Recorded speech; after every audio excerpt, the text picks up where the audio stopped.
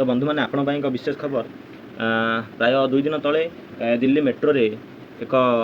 CRPF जवान लुचि निज phone द्वारा एक झीर फोटो उठाउथिले एवं किसी समय पर से झील जापर द्वारा से सीआरपीएफ जवान को पचारा एवं कौन पाई फोटो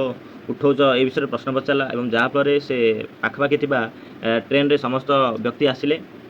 बहुत से गंडगोल सृष्टि है आप मैंने कौन ये जानुवे जो मैंने आमर रक्षा करने कथा से मैंने यही भाव में